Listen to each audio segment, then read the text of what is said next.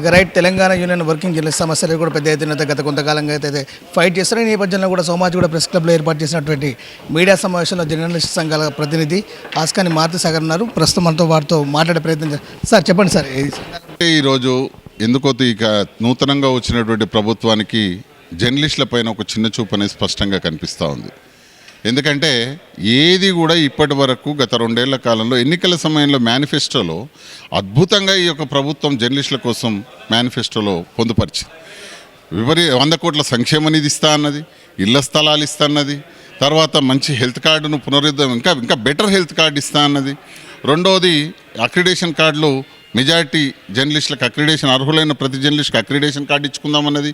ఇన్ని ప్రామిసెస్ చేసి ఈరోజు ఒక్కటంటే ఒక్కటి ఈ 2 ఏళ్ల కాలంలో ఈ ప్రభుత్వం నెరవేర్చినటువంటి దాఖలా లేదు.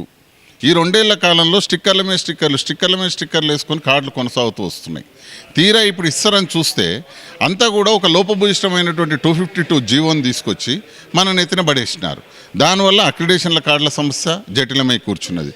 ఇప్పుడు అదే ఒక రకంగా కొనసాగుతుంటే ఇప్పుడు మళ్ళీ ప్రధానంగా నిన్న కేబినెట్ సమావేశంలో ఒక నిర్ణయం తీసుకుంది ప్రభుత్వ ఉద్యోగులకు హెల్త్ పాలసీని ప్రకటించింది.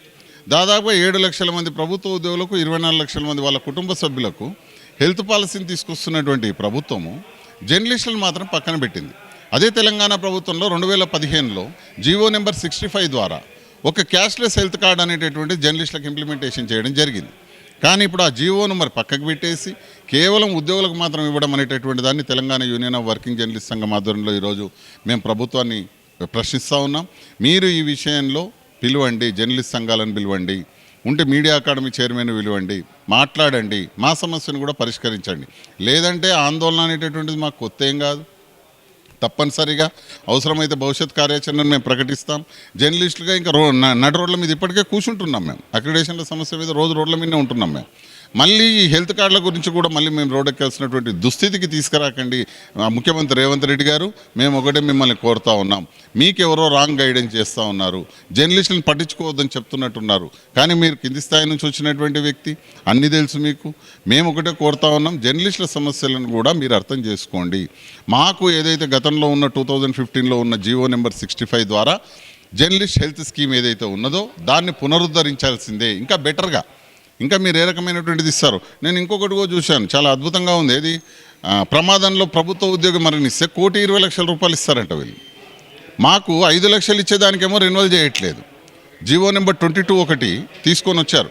ఆటో డ్రైవర్లు ప్లస్ హోంగార్డులు జర్నలిస్టులకు ఈ ముగ్గురికి కలిపి ఒక స్కీమ్ ఇంప్లిమెంటేషన్ చేసింది గత ప్రభుత్వం. అంటే ఎవరైనా ప్రమాదంలో మరణిస్తే ఆ కుటుంబానికి 5 లక్షలు పోయేటట్టు. దాని ప్రీమియంను కూడా ఈరోజు కట్టే పరిస్థితిలో ఈ ప్రభుత్వం లేదు. మీరు వెంటనే ఆ ప్రీమియం చెల్లించి ఆ యొక్క పాలసీని పునరుద్ధరించండి. అదే రకంగా హెల్త్ పాలసీ విషయంలో ఖచ్చితంగా జర్నలిస్ట్ సంఘాలతో ఒక మీటింగ్ ఏర్పాటు చేసి ఈ పాలసీని బెటర్గా తీసుకురావాలన్నది మా విజ్ఞప్తి. గత సంవత్సర కాలంగా రెన్యువల్ చేయడానికి కాలయాపన చేస్తున్న ఈ ప్రభుత్వం తీరా చూసే వరకల్లా చాలా వరకు కార్డులను తగ్గించే ప్రయత్నం చేస్తున్నారు. దీని గురించి ఖచ్చితంగా అంటే మేము చెప్పాం, ఫస్ట్ 252 జీవో తీసుకురావడమే వాళ్ళ ముఖ్య ఉద్దేశం, కార్డులను కత్తిరించాలని. మేము ఆ విషయంలో ఎట్టి పరిస్థితుల్లో రాజీ పడమని చెప్పాం. ఈ రోజుకు నిన్న కూడా ఐఎన్పై ఎదుట డెస్క్ జర్నలిస్టుల కార్డులు తక్కుతున్నాయంటే చేశాం. కేబుల్ జర్నలిస్టులను చిన్న చూపు చూస్తున్నారని చెప్పేసి మొన్న ముట్టడిని చేశాం. ఈరోజు అధికారులు సరే నెగోషియేట్ చేసి మాట్లాడుతున్నారు, కానీ మాకు వీళ్ళపైన నమ్మకం పూర్తి స్థాయిలో లేదు. కోర్టుకు మెట్లు కూడా ఎక్కడం జరిగింది. ఆ కోర్టులో రేపు 26 తారీఖు హియరింగ్ ఉంది. ఖచ్చితంగా వీళ్ళు అక్కడ జవాబు చెప్పాల్సిన పరిస్థితి. ఎందుకంటే గతంలో కేబుల్ జర్నలిస్టులకు 12 కార్డులు ఇచ్చింది ప్రభుత్వం, కానీ వీళ్ళు దాన్ని గుండు సున్నాకు పరిమితం చేశారు. కాబట్టి ఈ విషయంలో కూడా ఖచ్చితంగా ఈ ప్రభుత్వము నిర్ణయం తీసుకొని రివైజ్డ్ జీవో తీసుకురాకపోతే దీనిపైన కూడా భవిష్యత్ ఆందోళన కార్యక్రమాలను ఉధృతం చేస్తాం. ముఖ్యంగా సీఎం చెప్తున్నట్టు విషయం ఏంటంటే అర్హుడైన ప్రతి ఒక్క జర్నలిస్ట్కి అండగా ఉంటానని ప్రభుత్వం చెప్పుకుంటూ వస్తుంది. ఈ నేపథ్యంలో కూడా ఇటీవల జరిగినటువంటి అక్రిడేషన్ తగ్గింపు కార్యక్రమాలు కూడా జర్నలిస్ట్ సంఘాలతో కూడా మీటింగ్ పెట్టే అవకాశాలు ఉన్నాయా? మీతో చర్చించినారు. పొంగులేటి శ్రీనివాసరెడ్డి గారు గౌరవ సమాచార శాఖ మంత్రి గారు మమ్మల్ని ఆహ్వానించినారు, చర్చించినారు. దాంట్లో మేము అనేక విషయాలు ఆయన దృష్టికి తీసుకెళ్ళాం. దాంట్లో కేబుల్ జర్నలిస్టుల సమస్య, కార్డుల తగ్గింపు సమస్య, దాంతోపాటు మీడియా కార్డు, అక్రిడేషన్ కార్డు అని 2 కార్డుల విధానాన్ని తీసుకొస్తే ఇవన్నీ కూడా కరెక్ట్ కాదంటే దాంట్లో కొన్ని మార్చి మళ్ళీ ఒకటి 103 జీవోని తీసుకొచ్చారు. ఆ 103 జీవో ఎట్లుందంటే మేము సంఘాలుగా పోయి చెప్పింది చాంతాడైతే ఆయన ఇచ్చింది మొత్తం ఎంత, దాని మూర కూడా ఇయ్యలే. అంటే దాన్ని తీసుకొని వస్తే ఒక రకంగా ఎట్లుందంటే మేము ఒక 100 సమస్యలు ఆయన ముందర పెడితే ఒక 2-3 సమస్యలను రివైజ్ చేసేసి చాలా ఒకటే కార్డు విధానం ఇస్తున్నాం, ఇంకా మీరు హ్యాపీ కదా, అనేటటువంటి రీతిలో వాళ్ళ అది ఉంది. నేను అంటున్నాను, అదే పొంగులేటి శ్రీనివాసరెడ్డి గారు గొప్పగా చెప్పినారు 44,000 కార్డులు ఇస్తామని. మీరు 44,000 కార్డులు వద్దండి, మాకు 30,000 కార్డులు ఇవ్వండి చాలు. మా వాళ్ళందరినీ సాటిస్ఫై చేసేటట్టు జర్నలిస్ట్ సంఘాలుగా మేము ఉంటాం ముందర. మా వాళ్ళని ప్రతి ఒక్కరిని సాటిస్ఫై చేస్తాం. మీకు ఇంకా 14,000 కార్డులు మిగులుతాయి. మేము చెప్తున్నాం ఈరోజు, ఎందుకంటే మా గ్రౌండ్ లెవెల్లో దాని గురించి తెలుసు. ఇప్పటి వరకు ఆన్లైన్లో ప్రక్రియ సరిపోక, అంటే దాన్ని ఒక్కొక్కటి అప్లోడ్ చేయడానికి 2 గంటల సమయం పడుతుంది. మా వాళ్ళకి చాలామందికి తెలియక అప్లోడ్ చేసుకోకపోతే ఈ రోజు వరకు అప్లికేషన్లు ఎన్ని అప్లోడ్ అయినాయని మేము చెక్ చేస్తే 1,500. అంటే ఏ రకంగా చూడండి.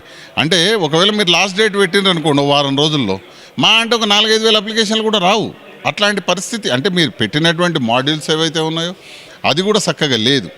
ఒక్కొక్కరు అప్లోడ్ చేయాలంటే ఆ ఎంబీలు జీబీలు మీరు ఈ రకంగానే అప్లోడ్ చేయండి.